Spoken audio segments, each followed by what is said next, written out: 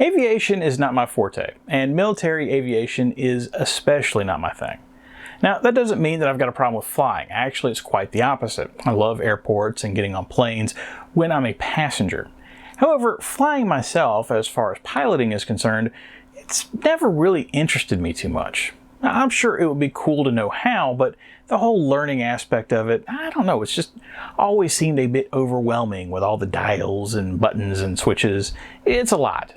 The gold standard of flight sims, Microsoft Flight Simulator, I don't think that I've ever even played it, or if I had, it was probably 35 years ago at this point, and I've never even thought about installing the Xbox Series X version, even though I have access to it on Game Pass. So, having said that, every time that I've had a combat flight sim come up in the past on the channel, I've been a bit apprehensive for a few reasons. So far, I'd say that there's been mixed results. There was Electronic Arts' original F-117 Interceptor, which actually ended up being a lot more fun than I was expecting. And then there was EA also with LHX Attack Chopper, a game that tried to follow up on the success of F-117 Interceptor, but just didn't quite get it done. And then finally, there was MiG-29 Fighter Pilot, a somewhat bizarre effort, even in concept from Domark, that I'll be happy to never go back to. And not just because it was weird to play as something that would have been an enemy combatant in an early episode of MacGyver, the original, and not the one that thought they could get by with having the outskirts of Atlanta look like Romania. However, I should probably pause for a second because I'm sure that there's some of you out there that don't know me and are confused because who would dare remake MacGyver without Richard Dean Anderson? Who indeed? Hi, my name is Dave, and welcome to Zilog and Moto, the channel where I promise I'm going to talk about airplanes at some point. They're just not as easy to make jokes about.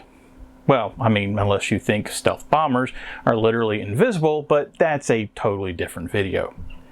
Anyway, I'm out to collect and review the nearly 1,280 titles released in the English language for the Sega Master System, Genesis/Mega Drive, Sega or Mega CD as the case may be, and finally the 32X.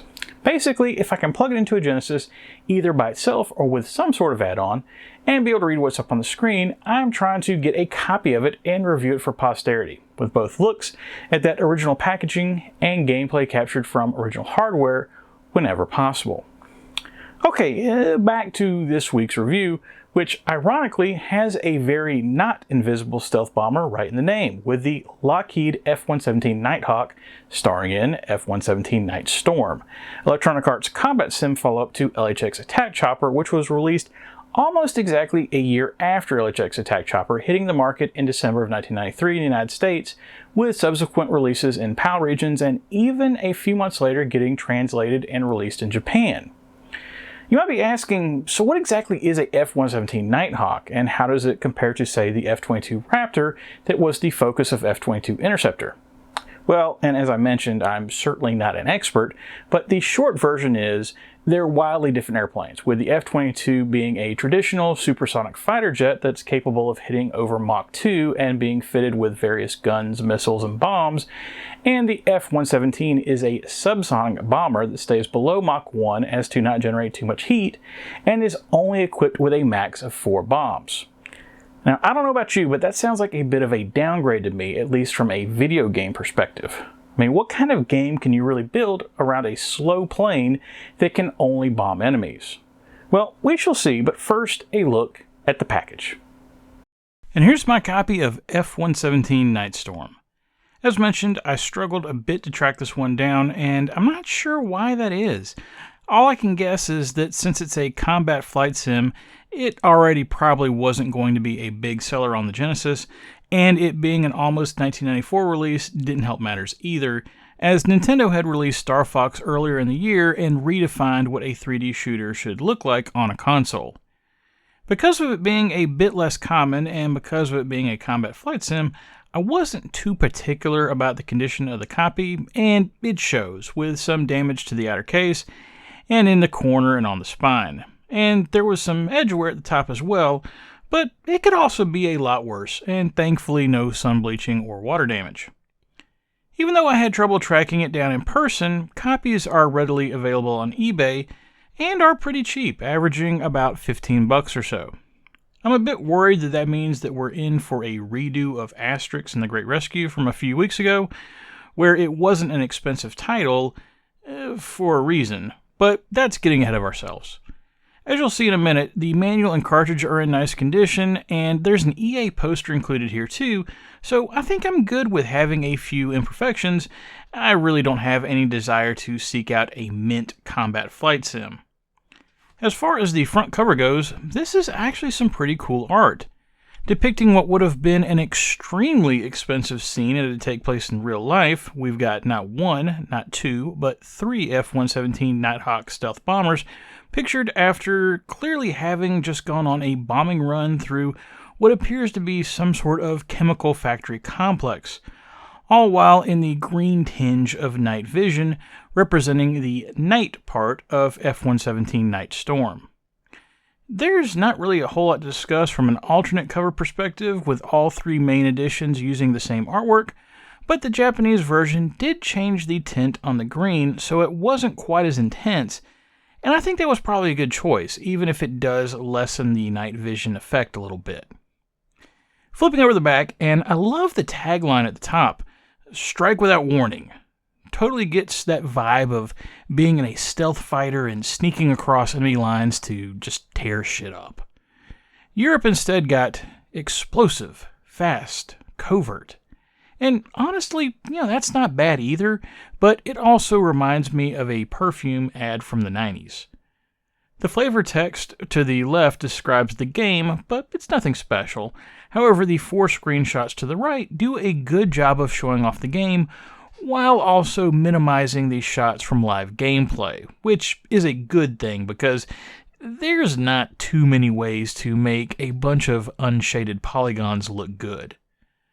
Opening up the package, and we've got the manual and poster, and I want to cover the poster first real quick. It's a pretty standard poster from the era that promotes EA's current line of games, but on the back, rather than a poster of some artwork, there's a call tree for their tip line, and I've got to be honest, this is pretty shrewd, as it tells the kids exactly what information is available so that they can go to their parents and be like, "The call will be really short, I just need to get in and get a password for BOB, please." One last thing, notice this awesome EA Attitude shirt they have for sale. I've never seen it before, so I have to wonder if it ever actually got made, or if any of them even still exist. The closest thing I could find was this one with a similar logo, but the plain black isn't nearly as impressive. Also, I think this might have been given away to EA employees at the time rather than actually sold. As far as the manual goes, it's a bit underwhelming if I'm going to be honest. Don't get me wrong, it does tell you how to play the game, but this was in an era in which EA was known for those big fat manuals. And there's really only 8 pages of actual instructions here. The rest is fluff.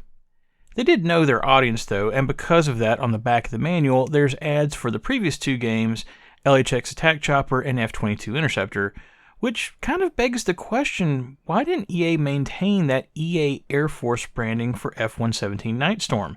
It was actually a pretty cool name for a product line. Makes me wonder if the actual Air Force stepped in the same way as what happened when EA had to switch from EASN to EA Sports. And if you're not familiar with that particular story, there's a pretty good article from Jack Yarwood on the time extension about it.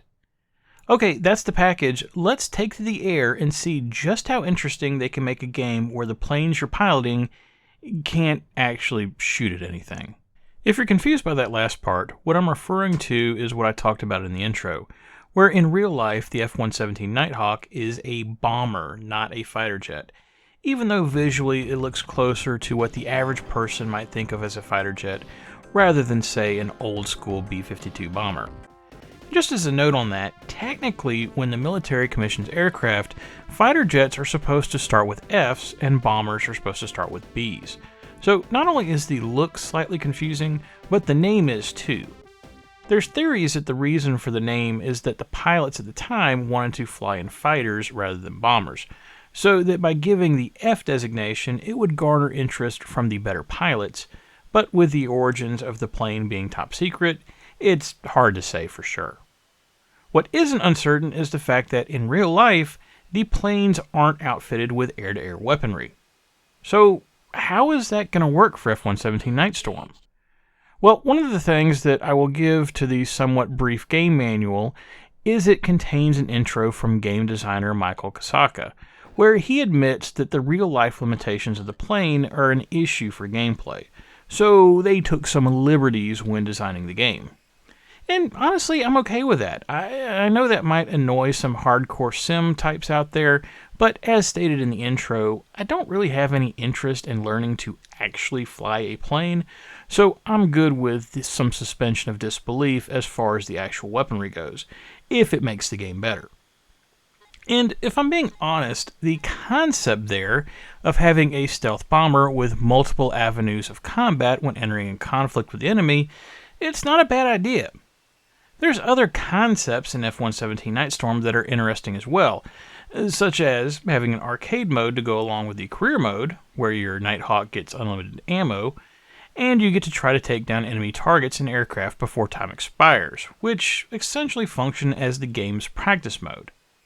Then the career mode is split into, well, a career, where your first levels are training levels to familiarize yourself with the plane and basic bombing techniques, before moving on to global conflicts, with each set of levels taking place in a certain country, with storylines and backgrounds based in real history for the first half of the game, before moving on to futuristic, for the time, conflicts that are still based in real-life trouble areas like Cuba and Korea. The fact that the game essentially takes place over a 15-year period from a time when the F-117 was still completely top secret to just slightly in the future is really interesting to me.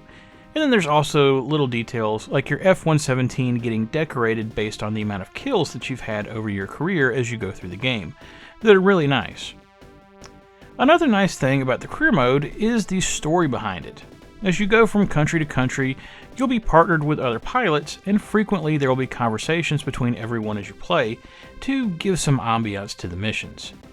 You'll also hear from enemy soldiers and pilots, and while none of it's very deep, we're only talking a few lines of text per mission, it all gives the game some character that something like F-22 Interceptor was very much missing, and it helps to get some of that sterility that the military sims tend to have, where without it, the game simply boils down to, 1, get target, 2, destroy target without blowing up, and then 3, rinse and repeat for 30 missions.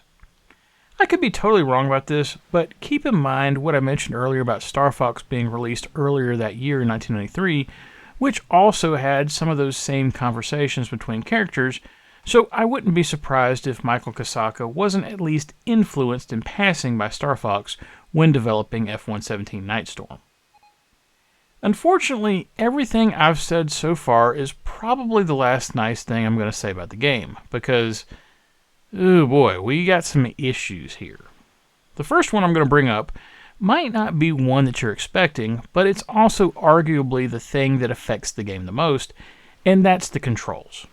F-117 Nightstorm isn't an overly complex game from a controls perspective, and due to the plane's subsonic speed, to simplify things, the developers removed any kind of speed control from the plane, which leads to an unusual situation where you still have an indicator for your airspeed, but seeing as how there's nothing that you can actually do about it, it's more of a distraction than anything else.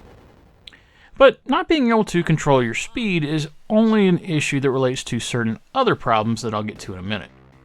Where the actual control problem lies is that even with taking that simplification into account, the game still has you using the start button to act as a shift button when used with other button presses, due to not having enough inputs on the 3-button controller to do everything you need to do. This is primarily an issue when needing to turn auto-targeting on and off, and when you need to alternate between targets, which is done via start and then left or right on the D-pad. And oh, by the way, if you're holding the start button down to act as a modifier, then you can't control your elevation, which led to me cratering the plane more than a few times. My main issue here is that the 6-button controller was out. It existed, and this would have been a perfect game to have 6-button support, but No, instead you're stuck awkwardly trying to tie button presses together when speed of input is at an absolute premium. Unfortunately, those control issues tie into what probably most people expected me to complain about first, which is the graphics. Anyone that knows anything about the Genesis knows that it is not a 3D capable console, unless the cartridge is getting a little help from the SVP, as was the case with Virtua Racing. And to be fair, none of the consoles from the 16-bit generation were natively, with even the mighty Neo Geo struggling in places with Viewpoint. But that didn't stop developers from trying, which is how we ended up with a game like F-117 Nightstorm that runs 1 frame a second in places, namely a particularly annoying mission at and around an airstrip in Peru, even though the actual 3D portion of the screen is only taking up about half the actual screen resolution. Now, I don't know how many of you have tried playing a game that runs in the single digits for frames per second, but even in the best case scenario, it's what you might call suboptimal.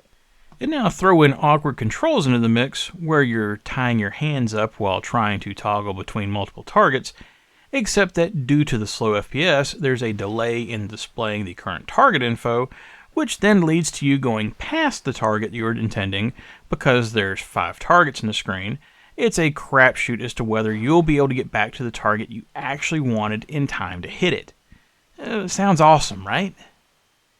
The graphics aren't all bad though, and to the developer's credit, when you're attacking with a weapon that has a bomb camera, it's pretty cool to, hopefully, lead the bomb directly into the target, and due to those segments being a bit isolated, they tend to run a few FPS faster.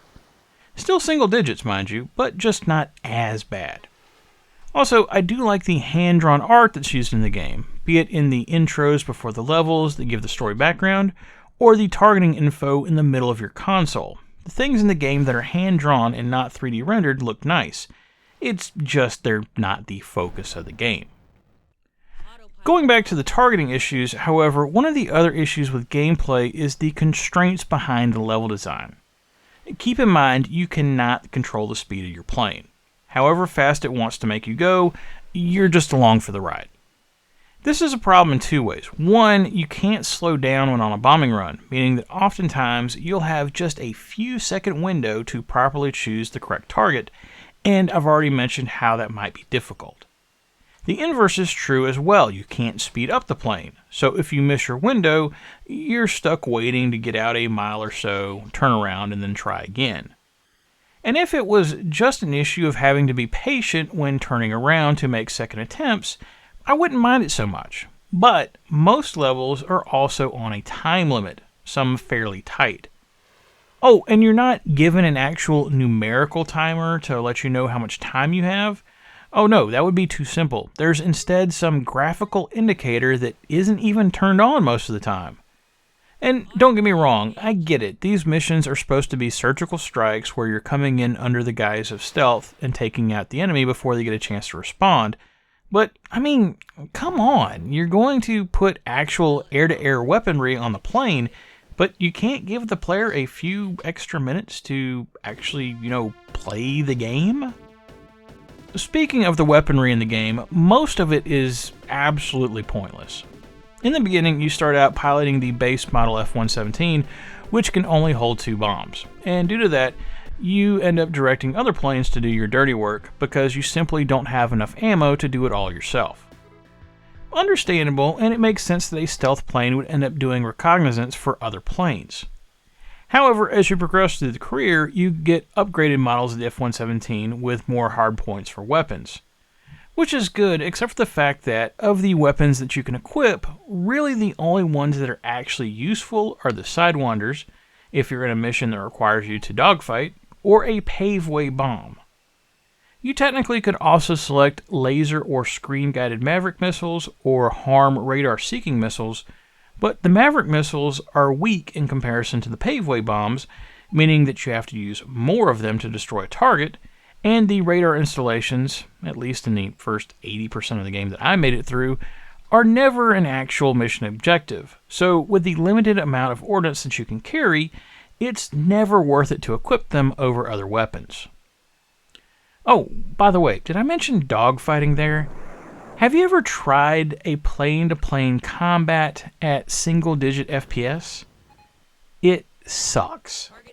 The other level in Peru has an optional objective for you to take down a spy plane before you're reported back, and the only way to pull it off is if you just happen to get lucky and have the auto-targeting grab it while you're moving from drug factory to drug factory, and this of course will only even work if you went out with the Sidewinders equipped.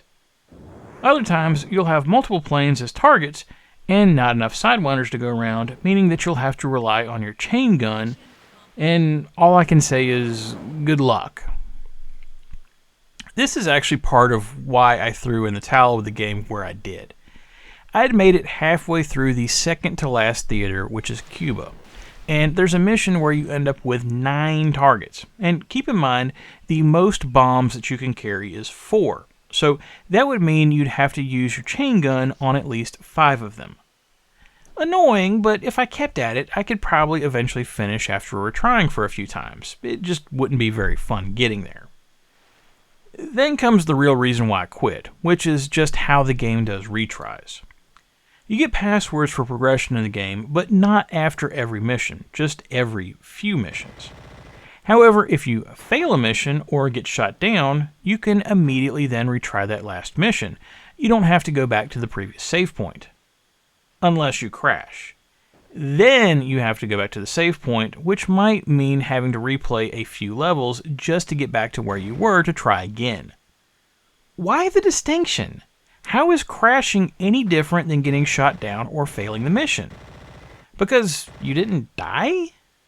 Suffice it to say, I crashed out on that third Cuba mission, and I simply was not in the mood to replay missions anymore. I think the only aspect of the game that I haven't touched on so far is the sound. And I've got to give them credit, the music in the game, which comes from David Whittaker, is actually quite good, with the intro theme definitely serving the purpose of trying to get you jacked up for some jet fighting action. FYI, if you don't know who David Whittaker is by name, he has a credits list that is a mile long and was still active up to 2021.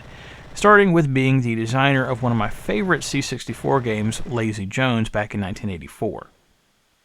The problem is, there's just not much sound in the game outside of that intro theme or the music in the cutscenes, and most missions you'll spend in relative silence aside from the occasional explosion or speech sample of someone telling you to pull up, so it ultimately ends up being a waste of his talent.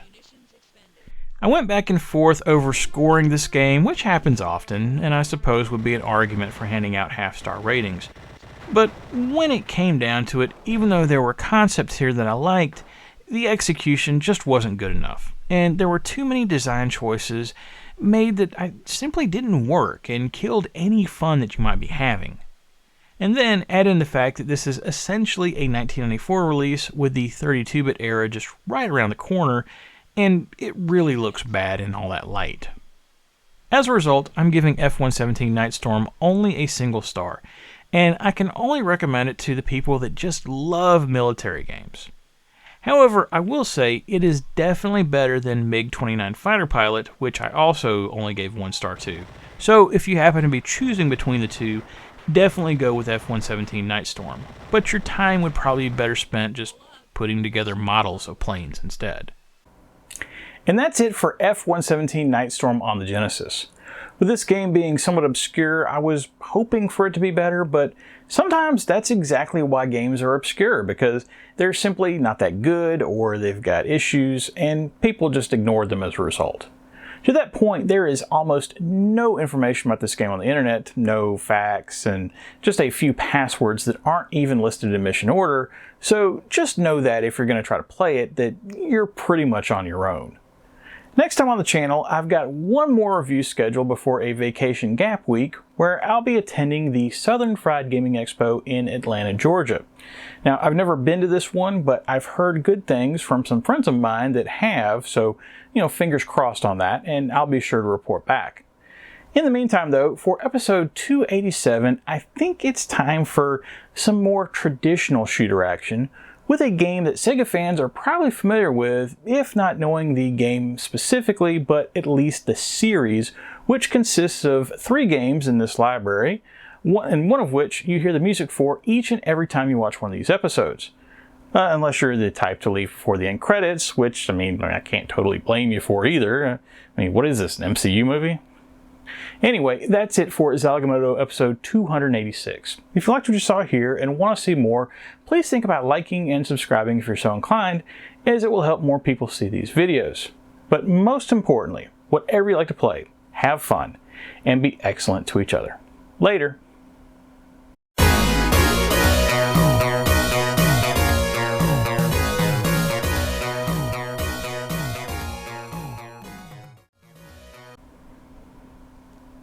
Wait, you're still here? This has never happened before. All right. Neutron walks into a bar and orders a beer. So the bartender, goes ahead and grabs him the beer and hands it over. And when the Neutron gets it, he, asks the bartender, he's like, "Hey, bartender, what do I owe you?" And the bartender's like, "For you, Neutron, no charge."